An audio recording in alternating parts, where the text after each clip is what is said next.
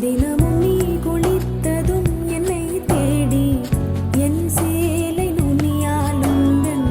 தலை துடைப்பாயே அது கவிதை திரு